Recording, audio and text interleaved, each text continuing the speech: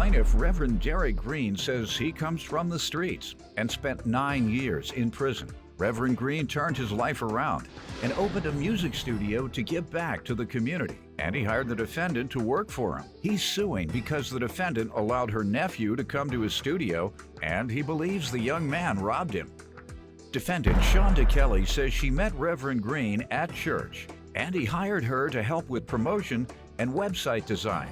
Shonda admits that her nephew came to Reverend Green's studio, but she insists Reverend Green gave him permission to do so. All right, give me some background on your association and anything else you want. I met Mrs. Kelly at a friend of mine, Pastor Dude's church. Very nice young lady. Basically, my ministry that I'm involved in, Your Honor, is to go and get our young men and young women that are out here killing one another. Set the Captives Free Foundation is a foundation that I'm starting as a result. I came from somewhere, that judge just like yourself, and as I may say, I'm a fan of yours. But I come from the streets.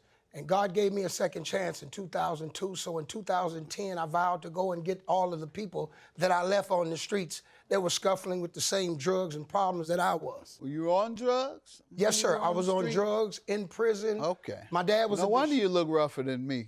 Thank you. I wasn't a drug addict. I can't help it, Your Honor. God gave me that look, but maybe it was a reason behind it. Absolutely. So you could be an example to the other rough-looking guys. Reach those individuals that was just like me. There you go. That's right. So I built my studio in 2010. And a recording studio? Yes, sir. And the music is to raise proceeds to Set the Captives Free Foundation.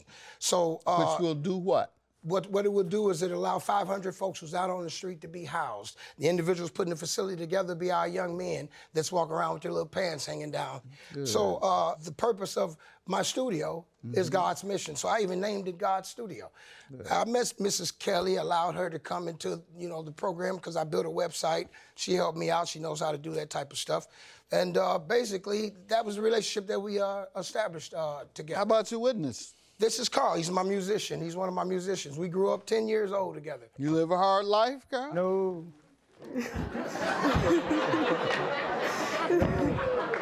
Scared of the hard life.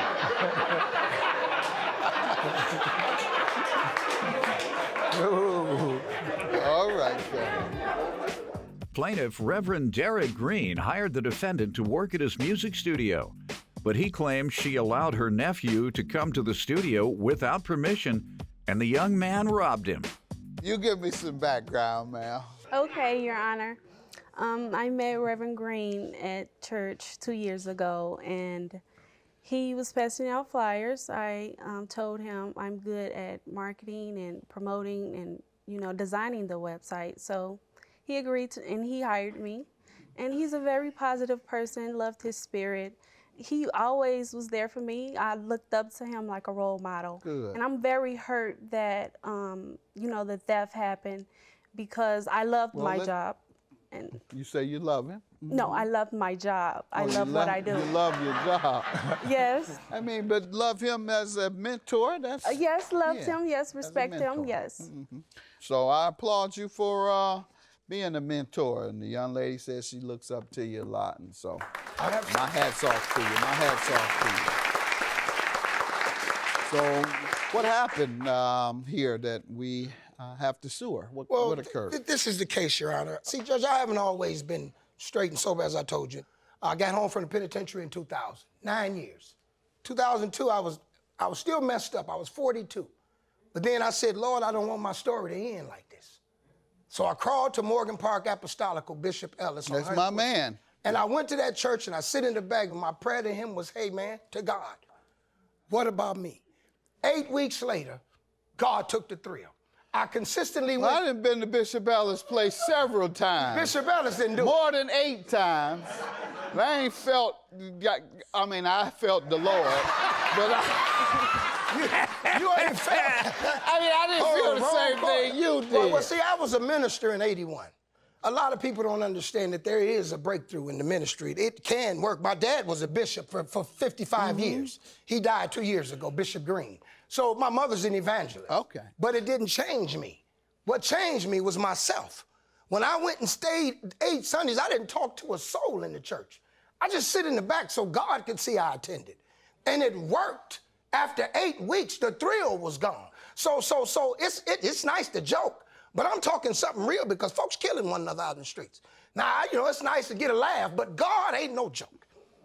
And everything about me was changed through God. So I'm not no holy person.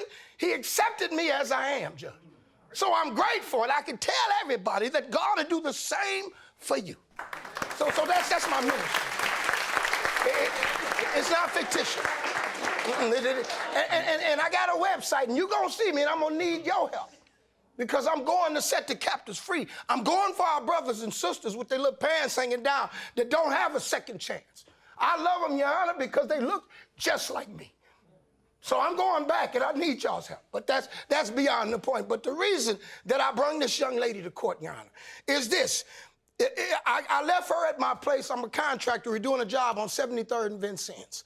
She told me she wasn't feeling good that day she came. So I left at 7, and I went to the job to get everybody straight, work with the guys till about 9:15. So I'm like, you know, because I don't stay with them. Once I get them going, get them started, then I'm going back. Most of my time is dedicated to the studio. So I get back down. She was in the studio when I left, but when I came back, it was dark. Lights was out. I don't see her, so I go upstairs, and I look, and she's laying down in the bed in the room. Well, she's got access to the whole house. She can take a nap or whatever she wants to do because she's watching it.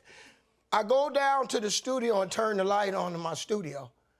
And, Your Honor, the first thing I see missing is my axe. That's the bass guitar. Then I see my studio monitors missing. Then I'm looking at my shelves. I got glass partition shelves. I got a Zoom R24. I got a Behringer 32 mixer. I got an MK2 machine. That's gone. I'm like, oh, no. My studio mic, I had my studio airbrush, my studio sound room. The mic's gone, the stand's gone, wires hanging out in a hole in my custom painted wall. I run upstairs, I say, Shonda, come down here, dude. What happened down here? She's like, I don't know. I said, what do you mean you don't know? Come down. So she comes down, I'm showing her stuff. I'm like, dude, look at this. So I'm looking, she said, I don't know. I'm thinking somebody done broke in the house while you're here. So I call the police. Police get there. They coming, they're looking around. She don't say nothing. So I'm like, dude, you didn't hear nobody breaking in my place? And then she tells me, leans over and say, my nephew was here. What? I never have people in my recording studio. I strictly use that for ministry. And I'm sure not gonna have no little dude in there cursing and degrading women, rapping about ignorant stuff that when he grow up, it ain't gonna make no sense anyway. Plaintiff Reverend Derek Green hired the defendant to work at his music studio, but he claims she allowed her nephew to come to the studio without permission, and the young man robbed him. Go ahead, let me hear from you. But, Your Honor, before this theft, he agreed. He spoke with my nephew 2 months prior before this happening. He said it was okay for him to visit the studio and use it to his ability. Yeah, you did say that. Is that true? Yes, with me. I said, I'll bring you. I never said you can come over. A 15-year-old kid come over to a... But I never thought, I didn't think nothing of it. He's not here because I was present when he spoke with my nephew and they was talking. And okay, so the day of, Your Honor, I wasn't feeling too well. I was sick, and I told him that.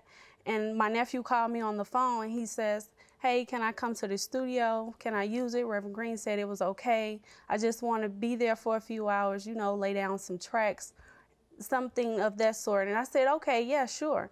So I didn't think nothing of it. He comes over and I go back upstairs because he's old enough to monitor himself and use the studio. I don't have to watch him or babysit. So I go upstairs and I'm sleeping about an hour and a half. And then I'm waking up by Reverend Green. He comes and he tells me, oh, so my studio, stuff is missing out of my studio. What happened? What were you doing? And I'm just in disbelief. I don't know what happened. I didn't do this. I didn't, I'm here alone. Ain't nobody breaking. I didn't hear anything. I didn't see anything. And then that's when he called the police and he wrote a report that, I would let this little reckless 15-year-old come into a studio. I got thousands of dollars worth of stuff in there, Your Honor. But you admit to telling him he could come, but you're saying you said it with you. I never let anybody come. She's been there for 2 years. Was she considered an employee? Yes, sir. paid every week. She still work there? No, sir. Why? Well, because after this incident, and then what happened is after Did the you burglary. fire her? No, I didn't. I just cut communication because she basically cut it with me. So if she comes back up there, she can keep working? I would like to restore it. Your Honor, I'm gonna tell you something. Supervised, I love what she was doing on the internet. She's excellent. Can but she come back to work? You said you haven't fired her. Can she No. come back to work? I don't think she wants to come back. Do you want to come back? I would love to come back. I loved my job. So I'm going to grant you your judgment Thank you, sir. contingent upon her getting her job back. Well, I have no problem with her work. She's an excellent worker. Very good. And so we're going to allow her to get her job back, and then you're going to have to pay him. Judgment for the plaintiff. I look forward to hearing from you. I'll help you out, whatever you're doing. Talk with my staff. Good luck to you. Well, basically, young Mrs. Kelly will continue in her position, as the judge noted, because I'm a minister. And I'm not here to cut anybody loose, but she's going to continue, and we're going to do this ministry to go and get our brothers and sisters out on the streets messed up. I have no regard as far as her being fired, no. As far as her being a terrible person, she's a great person, and we need more people like her. At least she showed up today, and I thank God for her honesty. I'm just so glad that I'm able to get my job back. I'm blessed, and he's a really good person, and I love to work for him.